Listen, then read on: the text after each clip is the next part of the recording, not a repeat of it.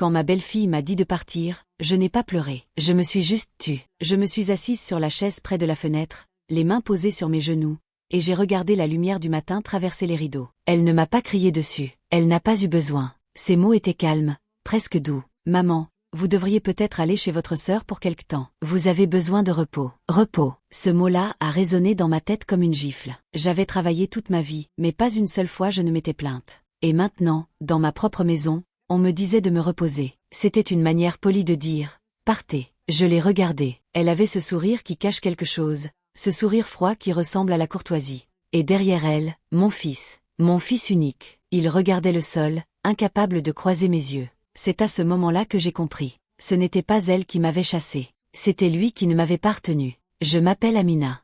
J'ai 62 ans, et toute ma vie, j'ai cru qu'une mère et son fils étaient liés pour toujours. Peu importe les saisons, les années, les mariages. Mais ce jour-là, j'ai compris qu'un cœur peut se séparer sans bruit. Quand mon mari est mort, Youssef n'avait que 10 ans. Je me souviens encore de la nuit où j'ai serré sa main sous la couverture.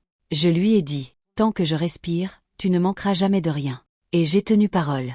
Je me suis levée tôt chaque matin. J'ai cousu pour les voisins, j'ai fait des ménages, j'ai vendu des gâteaux. Tout ce que je voulais, c'était qu'il étudie, qu'il ait une vie meilleure. Les années ont passé. Mon petit garçon est devenu un homme. Quand il a obtenu son premier diplôme, il m'a serré dans ses bras et m'a dit « Maman, un jour je t'achèterai une maison. Tu ne manqueras plus de rien. » J'avais les larmes aux yeux. Je lui ai répondu « Mon fils, la seule maison dont j'ai besoin, c'est ton cœur. » Mais les promesses des enfants s'envolent avec le vent de la jeunesse. Elles ne se brisent pas par méchanceté, mais par oubli. Puis est venue Inès. Je m'en souviens encore. Une jeune femme belle, élégante, avec un regard sûr d'elle. Quand Youssef me l'a présentée, j'ai su qu'il l'aimait profondément. « Maman, c'est la femme que je veux épouser. » J'ai souri. J'étais sincèrement heureuse pour lui. Je me disais, enfin, il aura quelqu'un pour prendre soin de lui quand je ne serai plus là. Le jour du mariage, j'étais fière. Je portais un simple sari couleur pêche. Quand ils se sont promis fidélité, j'ai fermé les yeux et j'ai murmuré une prière. Que leur amour soit plus fort que les épreuves.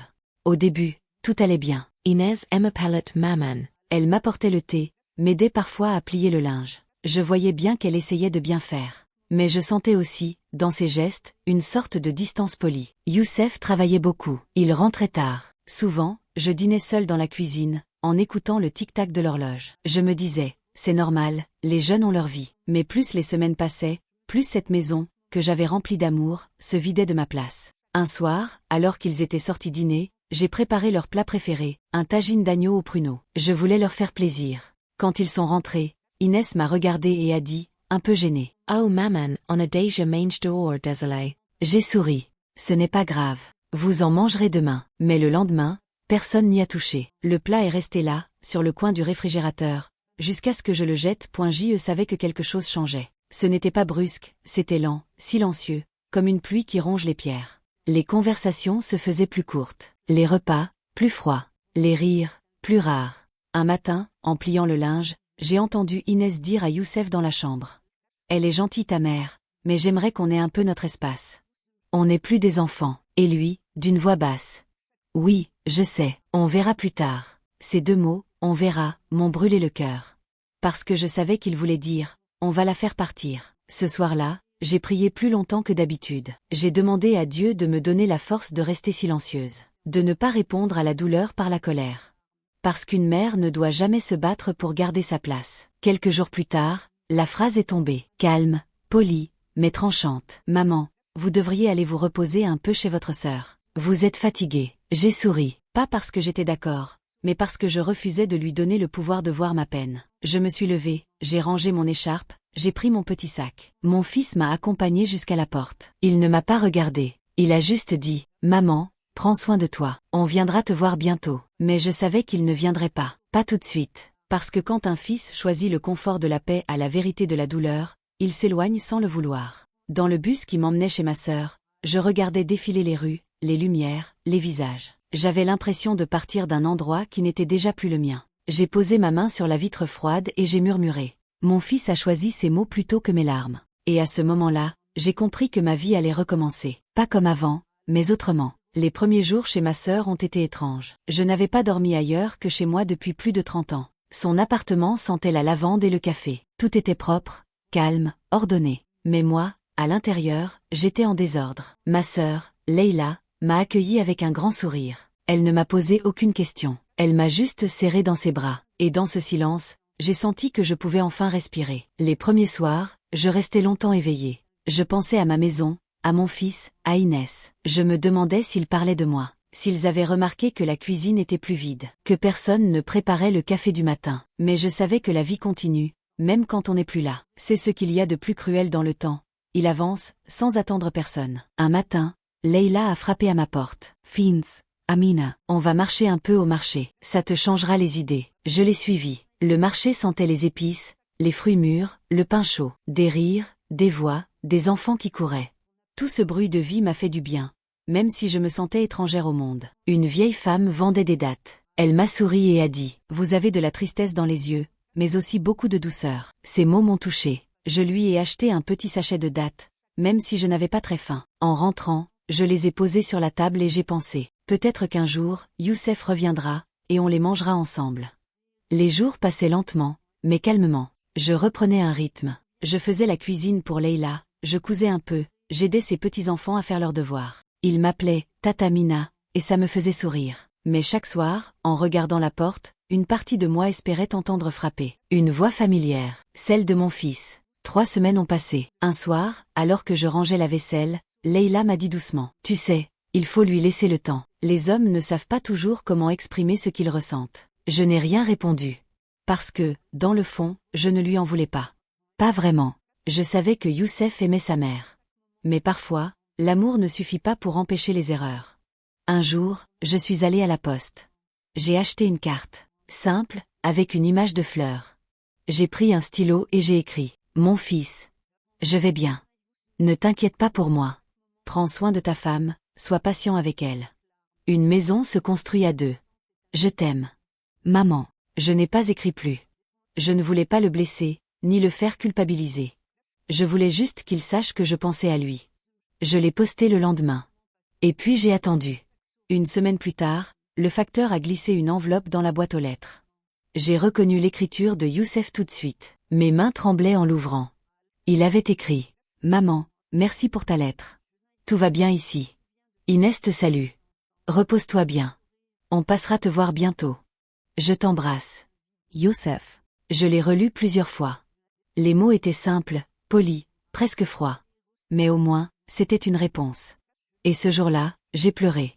Pas de douleur, mais de soulagement. Parce que parfois, même une petite phrase suffit à raviver une flamme qui s'éteint. Les semaines suivantes, j'ai commencé à aller à la mosquée du quartier. Je me suis liée d'amitié avec quelques femmes. Nous buvions le thé après la prière, et nous parlions de la vie, des enfants, du temps qui passe. Je me rendais compte que je n'étais pas seule. Beaucoup d'entre elles avaient connu la même chose. Le sentiment d'être mise de côté, doucement, sans méchanceté apparente. Une d'elles, Aïcha, m'a dit un jour. « Tu sais, parfois les enfants ne nous chassent pas. Ils ne savent juste pas comment nous garder. » Ces mots se sont imprimés dans mon cœur. Je les ai gardés comme une vérité douce et amère à la fois. Un après-midi, en cousant une nappe, j'ai entendu frapper à la porte. Je suis allée ouvrir. Un jeune homme se tenait là, un livreur. « Madame Amina ?» « Un colis pour vous. » J'ai signé, un peu surprise. Sur le paquet, il était écrit « Pour maman ». J'ai ouvert doucement. À l'intérieur, il y avait un foulard bleu, ma couleur préférée, et une petite carte. « Je t'ai vu porter le même à mon mariage. J'espère que celui-ci te rappellera de beaux souvenirs. Youssef. » J'ai serré le foulard contre moi, les yeux pleins de larmes. Ce n'était pas une visite, ni une étreinte. Mais c'était un signe. Et parfois, les signes valent plus que les paroles. Ce soir-là, j'ai prié encore, mais différemment. Je n'ai pas prié pour qu'il revienne. J'ai prié pour qu'il soit heureux, sincèrement. Parce que je savais que si son cœur était en paix, le mien le serait aussi. Peu à peu, je sentais ma douleur se transformer. Elle n'était plus une blessure ouverte. Elle devenait une cicatrice douce. Quelque chose que je pouvais toucher sans pleurer.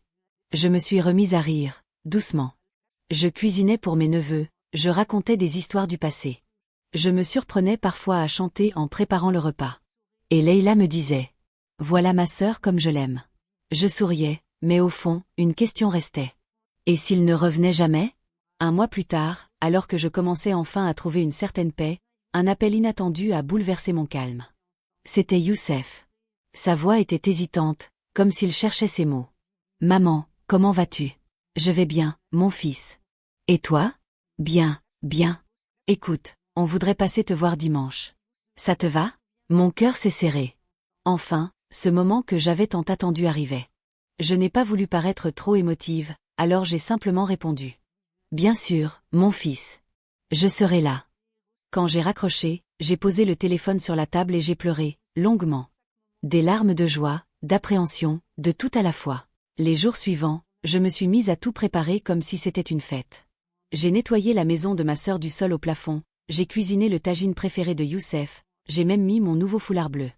Leïla me regardait, un peu inquiète.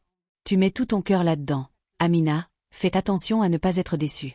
Je lui ai souri. Ce n'est pas de la dévotion, c'est de l'amour. Une mère n'attend pas un miracle, juste un regard sincère.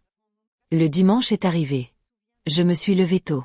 J'ai préparé le thé à la menthe, dressé la table, parfumé la maison avec un peu d'eau de rose. Chaque minute semblait durer 1 heure. Vers midi, j'ai entendu une voiture se garer. Mon cœur battait si fort que j'avais du mal à respirer. La porte a sonné. J'ai ouvert, et là ils étaient, Youssef et Inès. Ils souriaient, un peu gênés, comme 2 enfants venus s'excuser sans savoir comment commencer. Entrez, mes enfants, entrez. Je les ai embrassés. L'odeur de mon fils m'a ramené 20 ans en arrière, quand il était petit. J'ai voulu le garder dans mes bras, mais je me suis retenue. À table, le repas était calme. Trop calme. Je parlais, je posais des questions, mais je sentais qu'il y avait un poids entre nous. Inès regardait souvent son téléphone, et Youssef, lui, jouait avec sa cuillère sans vraiment manger.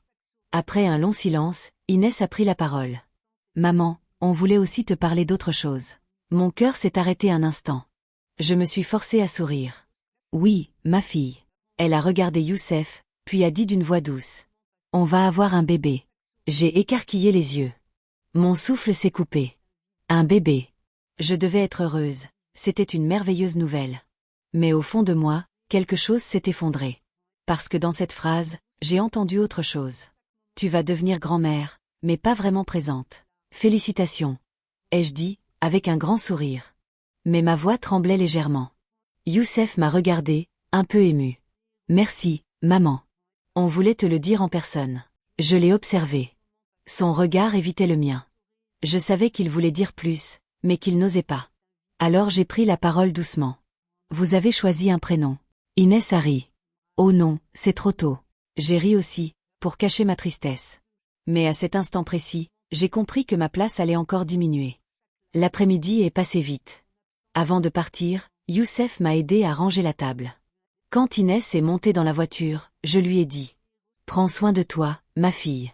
Et du petit miracle qui grandit en toi. Elle a hoché la tête, polie. Puis elle est montée. Youssef est resté un instant sur le pas de la porte. Je voulais lui dire tellement de choses. Que je l'aimais, que je lui pardonnais, que j'avais juste besoin de le voir heureux. Mais au lieu de parler, j'ai simplement posé ma main sur sa joue. Il m'a souri, doucement. Maman, je reviendrai bientôt, d'accord. Je n'ai pas répondu. Parce que je savais que, bientôt, pouvait vouloir dire des semaines, voire des mois. Et j'avais raison. Les mois suivants, je n'ai plus eu de nouvelles. J'écrivais parfois, j'envoyais de petits messages, sans réponse. J'essayais de ne pas me faire de scénario, mais chaque silence pesait comme une pierre sur ma poitrine. Leïla me disait. Peut-être qu'ils sont juste occupés avec la grossesse. Je hochais la tête, mais dans mon cœur, je sentais autre chose. Quelque chose s'éloignait de moi, lentement, sans retour. Un soir, j'ai décidé d'aller jusqu'à leur maison. Je n'en pouvais plus de ne pas savoir. Je voulais simplement les voir, même de loin. Quand je suis arrivée, j'ai vu la lumière dans le salon. J'ai frappé doucement. Personne n'a ouvert. J'ai frappé encore. Et là, j'ai entendu la voix d'Inès à l'intérieur. Ne bouge pas, Youssef. Si tu ouvres, elle ne partira pas. Ces mots ont traversé la porte, et mon cœur. Je suis restée figée quelques secondes. Puis j'ai tourné les talons.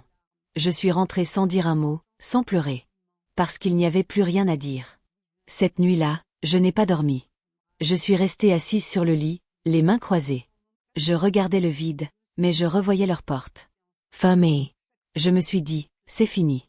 Pas la vie, pas l'amour. Mais ce lien ancien, celui qui faisait de moi une mère présente. Le lendemain matin, j'ai préparé une petite valise. J'ai dit à Leïla. Je vais partir quelques jours au village. J'ai besoin d'air. Elle m'a regardé avec tendresse. D'accord, ma sœur. Repose ton cœur. Je suis partie avec un sac, quelques vêtements, et mon foulard bleu. Le bus roulait lentement sur les routes de campagne. J'ai regardé défiler les collines, les champs d'oliviers. Et je me suis dit, parfois, il faut s'éloigner non pas pour fuir, mais pour se retrouver. Dans le petit village où j'étais née, tout semblait figé dans le temps. Les maisons blanches, les enfants qui jouaient, les femmes assises devant les portes.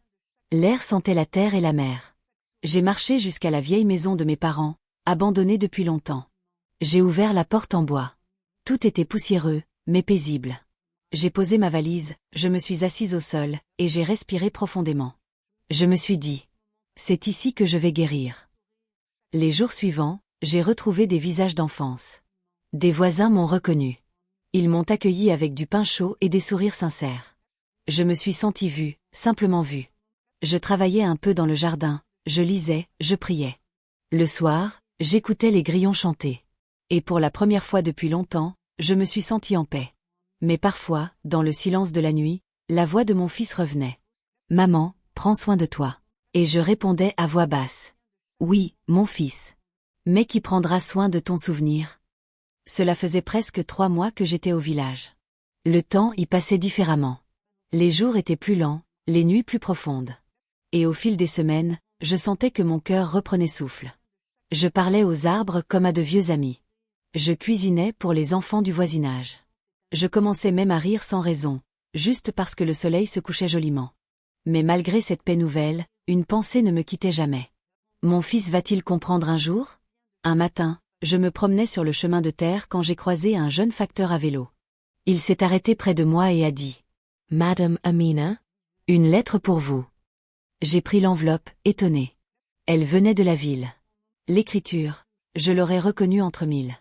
C'était celle de Youssef. Mes doigts tremblaient en l'ouvrant.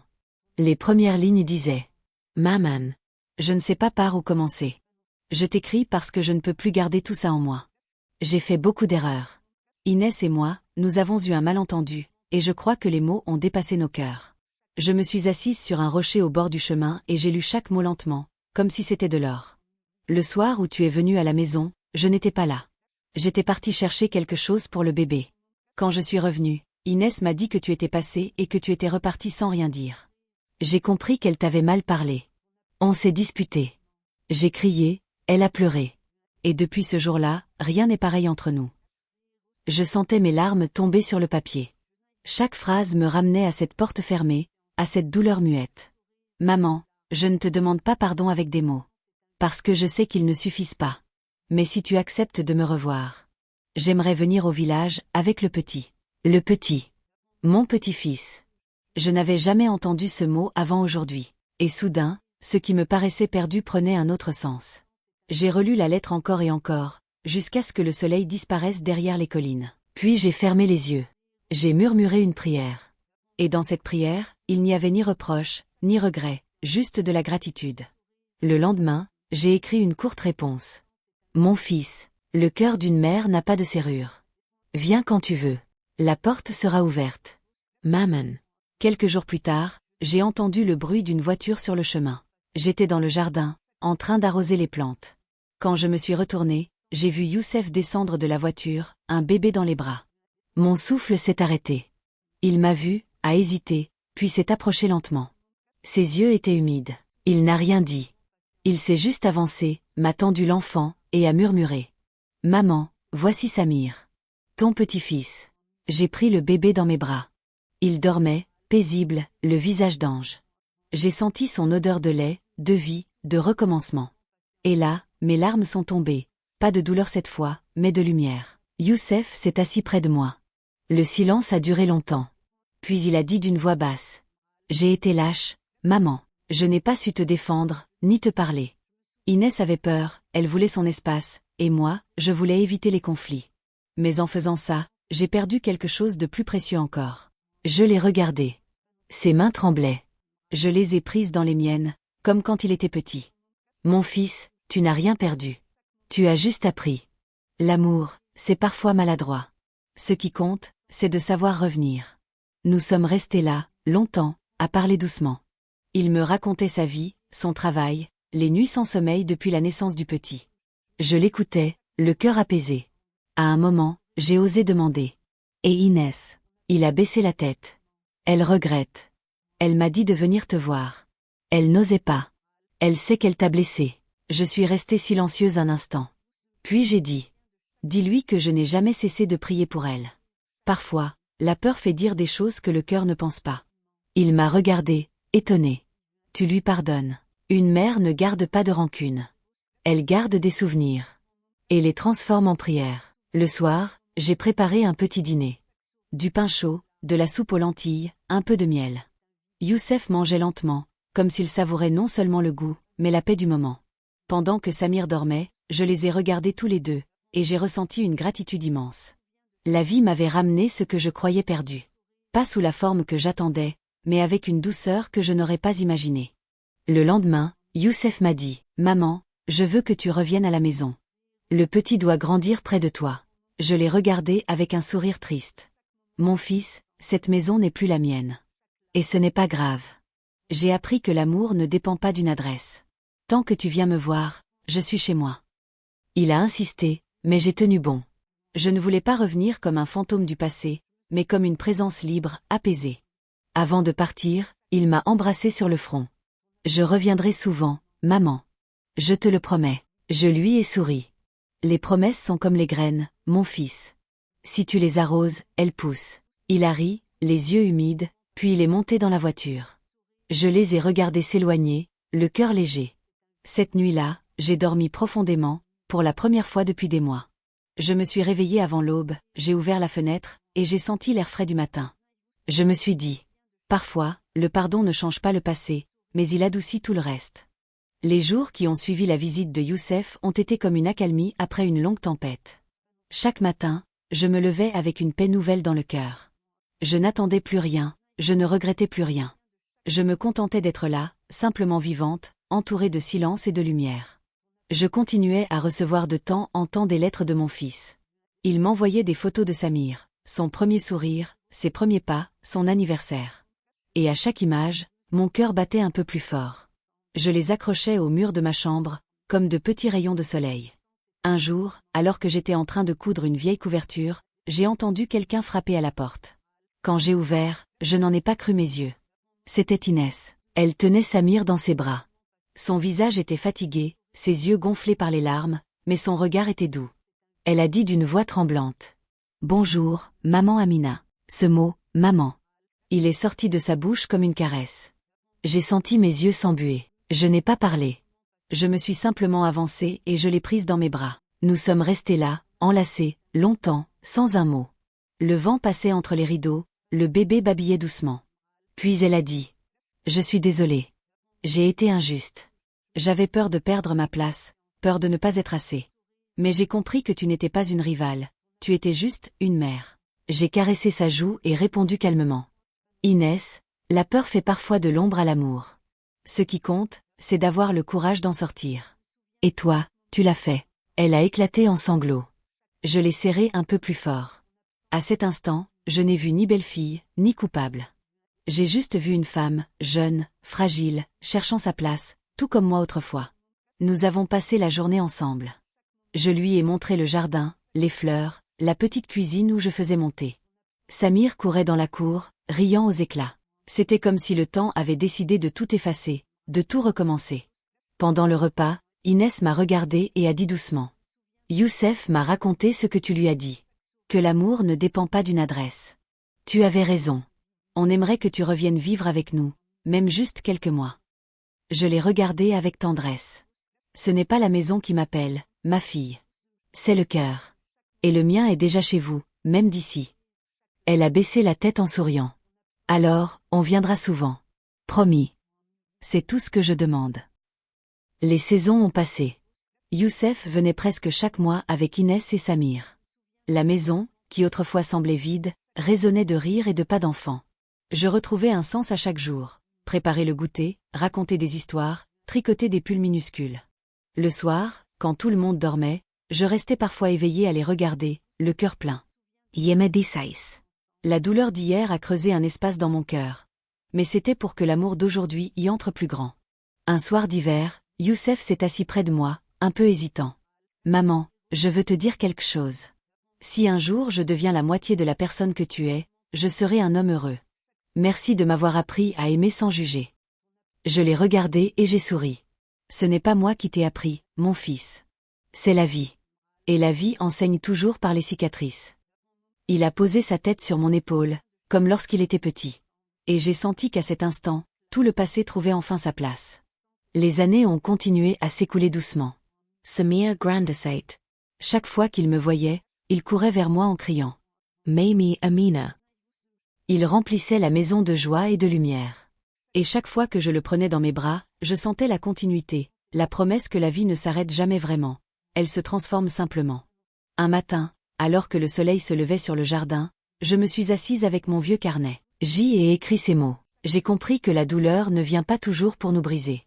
Parfois, elle vient pour nous enseigner la tendresse. Quand on pardonne, on ne change pas le passé. Mais on ouvre un chemin pour demain. J'ai refermé le carnet avec un sourire. Je savais que je n'avais plus besoin d'écrire la suite. Elle se vivait, chaque jour, dans les rires de Samir, dans la main d'Inès sur la mienne, dans les silences paisibles de Youssef. Ce soir-là, j'ai regardé le ciel devenir doré. J'ai murmuré. Merci, mon Dieu, pour m'avoir laissé vivre assez longtemps pour voir mon cœur guérir. Et dans le murmure du vent, j'ai cru entendre une réponse. Daus, simple, bienveillant. Ton amour n'a jamais été perdu, Amina. Il a juste pris le temps de revenir. Depuis ce jour, chaque fois que quelqu'un du village me demande comment j'ai trouvé la force de pardonner, je réponds toujours la même chose. Parce que mon fils a choisi ses mots au lieu de mes larmes. Et moi, j'ai choisi la paix au lieu du silence. Et c'est ainsi que se termine mon histoire. Pas avec un cri, pas avec une vengeance, mais avec un souffle. Celui d'une mère qui a compris que même les blessures peuvent devenir des sources de lumière. Parce qu'au fond, aimer, c'est accepter de tomber. Et croire, encore et encore, que chaque retour est un miracle.